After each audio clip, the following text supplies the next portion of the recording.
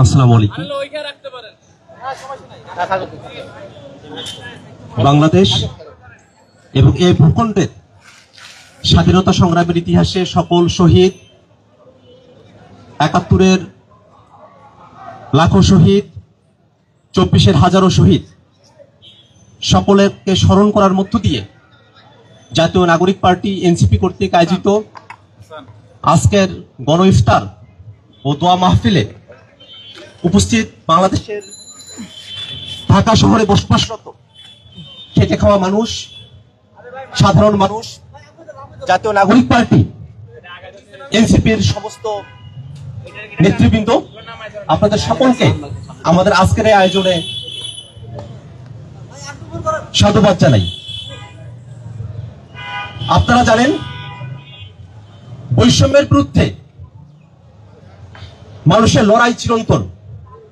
বৈষম্যের বিরুদ্ধে লড়াইয়ের থেকে ৭১-এর মুক্তিযুদ্ধের সূচনা হয়েছিল। আজ ২৬শে মার্চ মহান স্বাধীনতা দিবসে বাংলাদেশের মানুষ আনুষ্ঠানিকভাবে স্বাধীনতার ঘোষণা করেছিল। ৭১-এ আমরা যে স্বাধীনতা অর্জন করেছিলাম, সাম্য, মানবিক মর্যাদা এবং সামাজিক সুবিচারের যে বাংলাদেশ আমাদের পাওয়ার কথা ছিল, স্বাধীনতার ৫৪ বছর পরে এসেও স্বাধীনতার ঘোষণাপত্রের সেই সাম্য, মানবিক মর্যাদা এবং সামাজিক সুবিচারের বাংলাদেশ থেকে আমরা বঞ্চিত হয়েছি।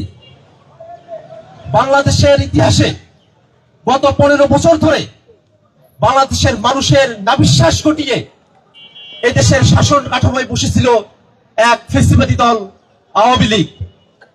সেই ফ্যাসিবাদের বিরুদ্ধে বাংলাদেশের ছাত্র তরুণরা আবারও একত্রিত হয় এবং ২৪-এর গণঅভ্যুত্থানে হাজারো মানুষের জীবনের ভিতর দিয়ে আমরা আবারও বাংলাদেশের মানুষকে জালিমের শাসন থেকে মুক্ত করতে সমর্থ হই।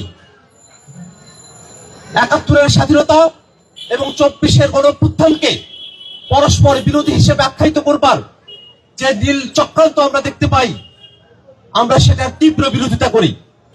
আমরা মনে করি, এই বাংলাদেশের ভূখণ্ডের মানুষের স্বাধীনতা সংগ্রামের যতগুলো অধ্যায় রয়েছে, সেই সমস্ত অধ্যায়ের মধ্যে ৭১-এর স্বাধীনতা যুদ্ধ অন্যতম একটি উজ্জ্বল অধ্যায়।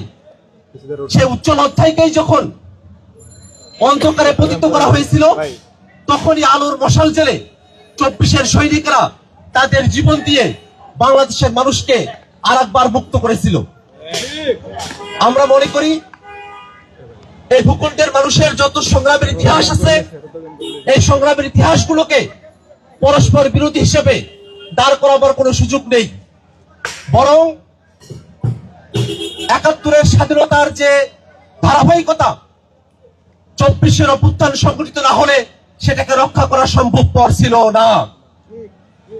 যদি ২৪-এর অভ্যুত্থান না ঘটতো, তাহলে আমরা ৭১-এর যে বাংলাদেশ পেতে চেয়েছিলাম, সেই বাংলাদেশকে আমরা চিরতরে হারিয়ে ফেলতাম।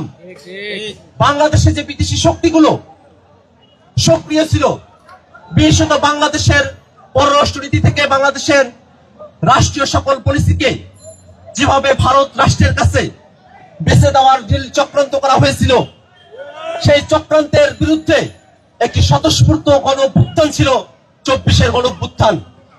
যে গণঅভ্যুত্থানে বাংলাদেশের মানুষ দিল্লি না ঢাকা, ঢাকা ঢাকাই স্লোগানের মধ্য দিয়ে বাংলাদেশে ভারতের আধিপত্যবাদ, দিল্লির আধিপত্যবাদের বিরুদ্ধে তাদের শক্ত অবস্থান জানান দিয়েছিল।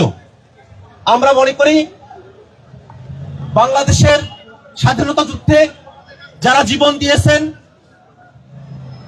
যারা সম্ভ্রম হারিয়েছেন, বাংলাদেশের স্বাধীনতা যুদ্ধের পরে ৯০-এর স্বৈরাচার বিরোধী আন্দোলনে যারা শরিক হয়েছেন, ২৪-এর আন্দোলনে যারা শরিক হয়েছেন, তারা সকলেই বাংলাদেশের মানুষের জন্য উজ্জ্বলতম নক্ষত্র। বাংলাদেশের মানুষ আমাদের ৭১-এর শহীদ, ২৪-এর শহীদ, তাদের সকলকে একই সুরে একই সময়ে স্মরণে রাখবার পক্ষপাতী। আমরা যে গণ আন্দোলনের মধ্য দিয়ে গিয়েছি সময়ে সময়ে, সে গণ আন্দোলনকে যদি সফল করতে হয়, তাহলে অবশ্যই সম্প্রতি বাংলাদেশে যে গণহত্যা সংঘটিত হয়েছে, এই গণহত্যার বিচার দৃশ্যমান করতে হবে। বাংলাদেশে মানুষ দীর্ঘ সময় ধরে যে নতুন রাষ্ট্র কাঠামোর কথা বলে এসেছে, সেই নতুন রাষ্ট্র কাঠামো পেতে হলে আমাদেরকে নতুন সংবিধান পেতে হবে। নতুন সংবিধানের জন্য অবশ্যই গণপরিষদ নির্বাচনের কোনো বিকল্প নেই। জাতীয় সংসদ নির্বাচনের মধ্য দিয়ে ভাষা মাজার যে সংবিধান আমাদেরকে দেওয়ার কথা বলা হচ্ছে, তার সঙ্গে বাংলাদেশের মানুষ একাত্ম নয়। আমরা মনে করি জাতীয় সংসদ নির্বাচনের সঙ্গে গণপরিষদ নির্বাচনকে মুখোমুখি দাঁড় করাবার যে চক্রান্ত চলছে, এটা বাংলাদেশকে নতুন ভাবে পিছিয়ে দেবার একটি চক্রান্ত। বরং জাতীয় নাগরিক পার্টি এনসিপির পক্ষ থেকে নতুন সংবিধানের জন্য গণপরিষদ নির্বাচন এবং ওই গণপরিষদ নির্বাচনে নির্বাচিত সদস্যরা তারা যেন একই সাথে সংসদ সদস্য হিসেবে ভূমিকা পালন করতে পারে, যে প্রস্তাবনা রাখা হয়েছে তার মধ্য দিয়েই বাংলাদেশের মানুষের